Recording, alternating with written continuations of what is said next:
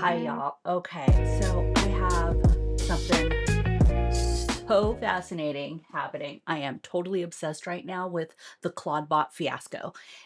Coming from a marketing and digital um, background, this just blows my mind, and I'm totally fascinated with it right now. I keep like following up on it, but let me explain what I'm talking about. So the OpenClaw branding saga is blowing my mind right now, and the tech world is just having a field day with it. Developers, branding people, techies, anybody that loves AI. So this is all the rage right now. Nobody can stop ranting about it. So I just wanted to explain a little bit to you. If you aren't immersed in this world or following the saga, you may have heard either the words ClawedBot or MoltBot or OpenClaw thrown around this week. And let me go ahead and get into it and explain why it's just so fascinating to me. Um, and explain a few of these things because not everybody understands what this is. So imagine this, and I do have a ton of notes right here, which is why I keep looking down. So keep that in mind. There's so much going on. I couldn't just remember all of it, and I didn't want to confuse any of you. So here it is: 3 names, 4 days, 145 GitHub stars. It's the fastest growing AI agent project, and it just went through the most chaotic rebranding in tech history. It totally hysterical to me and to so many others, but there are a lot of different implications once you understand what ClawedBot actually is. So here's a little bit of a rough timeline, right? So in November, ClawedBot launches, and it launches by this Austrian developer. His name is Peter Steinberger, and he puts this thing out there, and it's on GitHub. And the name is a play on Anthropic's AI, and Anthropic is the company behind Claude AI, CLAUDE. AI, right? And their mascot is a lobster, and the way they spell ClawedBot is CLAWED bot. You might see it without the E in there. Like there's so much confusion in the market, as you can imagine. So um um where was I? So this thing explodes in popularity. It just goes bonkers, and people are really excited about it. But it doesn't really explode until January 27th. So this is like last week. This is like 10 days ago, right? So this is day one is January 27th, and ClawedBot comes out. But here's what happens is immediately, because of trademark law, Anthropic has to take action. And so it sends a nice little polite note to Peter Steinberger, and he said, and they say, "Hey, you're causing confusion in the market because even though your spelling is different, people are associating it with our product, etc., because of the name. Plus, you are mentioning in all of your promotion of this AI agent that you use that it's great with Claude, our Claude from Anthropic." So um, Peter pivots and he changes to MoltBot. Now, lobsters, they bolt, or lobsters molt in order to grow. So he's thinking, okay, great. But here's the thing. And he's very proud of himself. He's got a clever metaphor. Um, and the community loves it. But here's the problem. What Peter figures out is it doesn't just roll off the tongue very nicely. MoltBot. So it's just, he doesn't love that. So he goes through a couple of days. The thing is growing out of control. It doesn't even matter. There are scammers left and right trying to upload fake Claude bots now, because now it's changed its name to MoltBot. So there's all this confusion. There's like mayhem going on. So by January 30th, this is the fourth day of launch, right?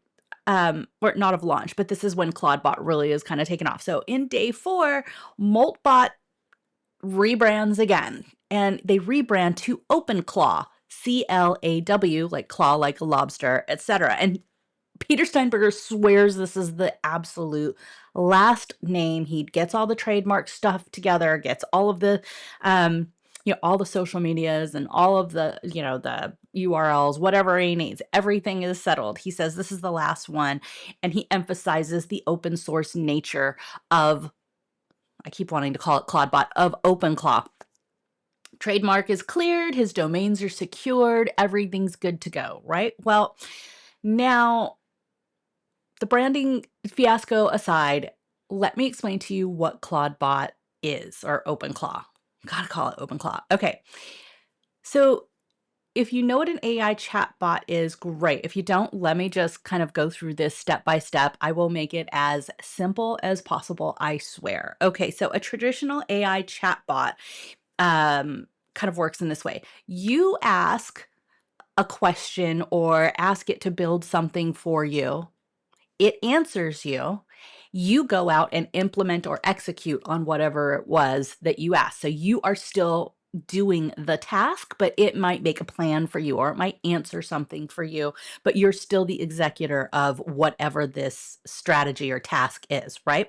So it's a really smart advisor that you have at your side at all times. Now, OpenClaw is different. You ask, it does. So OpenClaw is essentially like having your own personal assistant to handle whatever you want. And when you have a personal assistant, executive assistant, you essentially are giving them the keys to the kingdom, right? They have to have things like accesses to passwords, to credit cards, to your email, your calendars, all the things. So that's what OpenClaw does. And it's open source, which means it's completely wide open for developers to go about and, tweak things as they like. So it's essentially a digital computer, a digital employee with all your computer access. Now, here are the key features. It runs locally on your own device. And by the way, there's been a run on Mac minis in this last week because of it, right? Because you kind of want this on its own computer. You don't want it running on your personal computer. It needs its own space. It needs its own memory. It needs its own, running operating system to really make it efficient. And there's this sort of barrier you want between your own computer and the one that you're going to have running 24 hours a day, like a digital assistant that doesn't have to take breaks, eat, go to the bathroom, whatever. So it runs locally. And here's how it's controlled. All you do is send it like a WhatsApp or a Telegram message. You can even email it. People are setting up their own emails for their bots. And this is how it gets its instructions. Now, it can execute code, it can manage your files, it can send your emails, it can put things on a calendar, it can book your flights. It can do all of this if you give it access to the things that a normal personal or executive assistant would normally need, right? Anything that you would normally do, it needs the same access. So the other really cool thing about this is it learns over time. So it has its own memory. So it learns all of your preferences. So what is happening here is OpenClaw will review, for instance, your calendar, etc., and it will make its own decisions on how it thinks you want it to proceed. Just like a really good executive assistant, if you can anticipate a problem and fix that problem, it's a great assistant. So it's the same thing with OpenClaw. That's essentially what the purpose of OpenClaw is as a digital assistant. It needs to be able to interpret what it is that you need and move forward and get things done, make suggestions, etc. So it's nuts. It can automate workflows. It can call you. It can install software. It can send and manage your emails. It's nuts. So why it went viral. So the numbers, let me just give you this rundown. It has 145,000 plus, I'm sure it's much more by this point because I wrote this all down yesterday or last night, GitHub stars in just this last 10 days. I really want to get the number. I'll get the number and put it up right here. It has 20,000 plus forks, and that's a rating system. So it's the fastest growing open source project ever. Not just in recent, ever. Nothing has grown this fast. And so tech people are just like going nuts. So from Silicon Valley to Beijing, this is all the rage. Now, what's the appeal? Well, it's AI essentially with hands. That's what they're saying.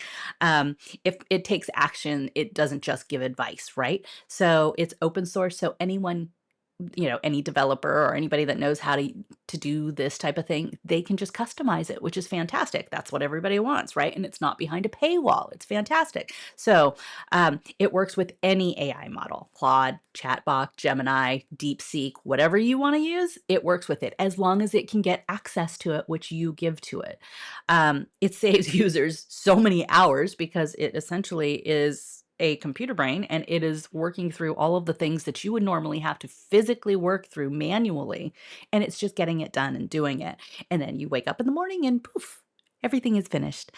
Fantastic. So it kind of gives us a glimpse into what the AI future looks like. Right now, you have to pay for agents and they can get pricey, right? Especially depending on what it is that you're having them do, you have to pay for these services. Right now, OpenClaw is free but here's the problem. It has no guardrails, none at all. So here's the controversy. Okay.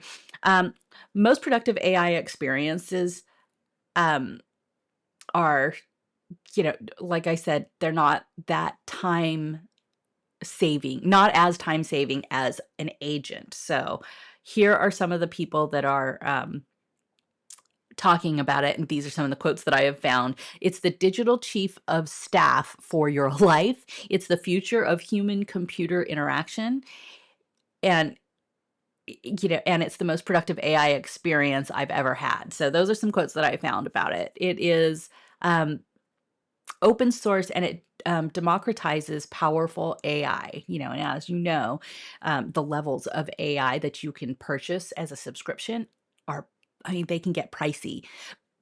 Here's where the security camp comes in, and they are so scared. So people are saying, don't use this, period. If they are, concerned about security, this is what you're hearing. It has full access to your passwords, your files, your emails, everything.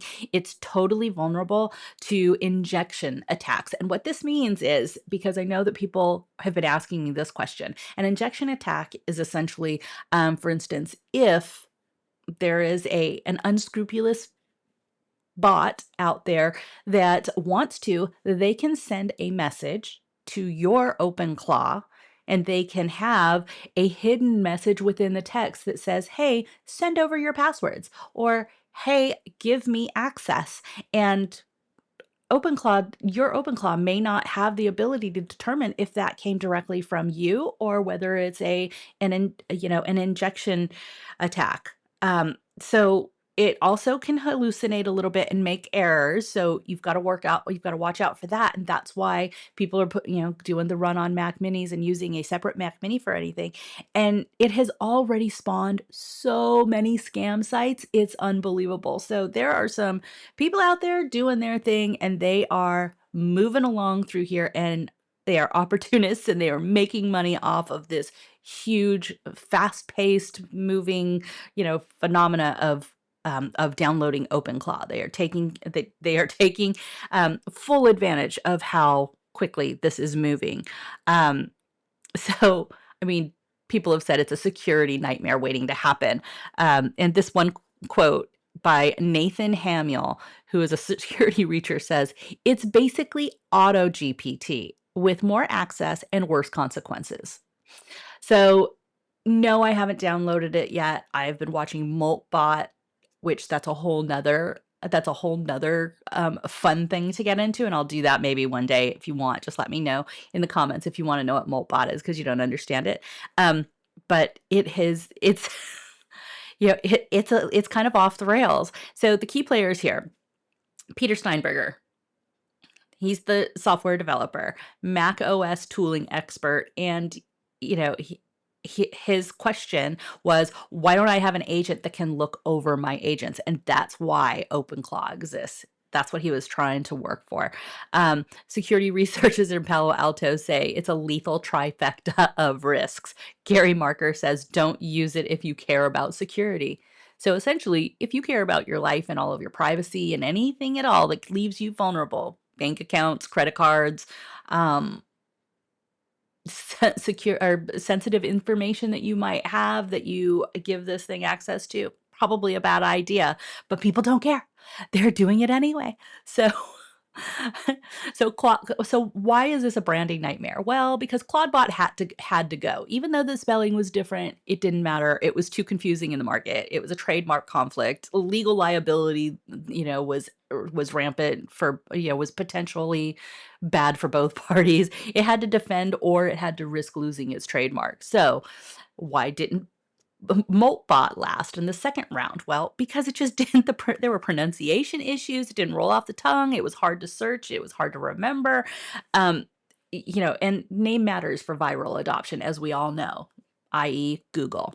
Now, why did OpenClaw stick and why is this one just fine? Well, it's clear pronunciation. It's really easy to say.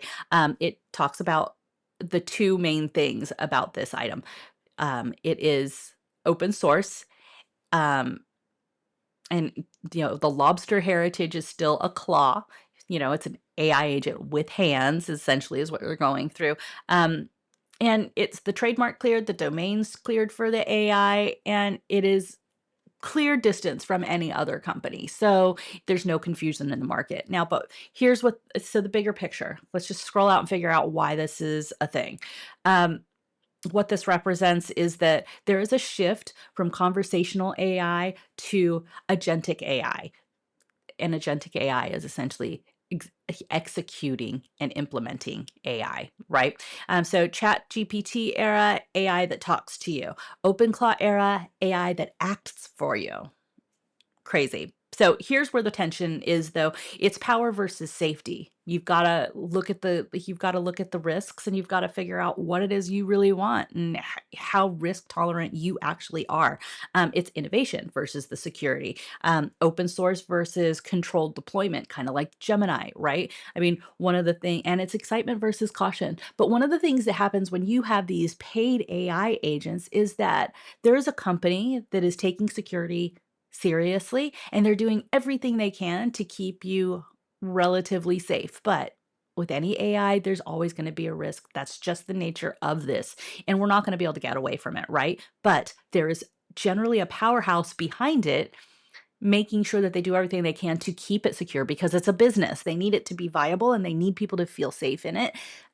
With OpenClaw, it's the wild west. It's open completely. So this is, a little crazy. Now, the reality of OpenClaw is that it's way too complex for the average user. It does require a technical setup. The creator admits that it's not ready for normies, is what he's saying.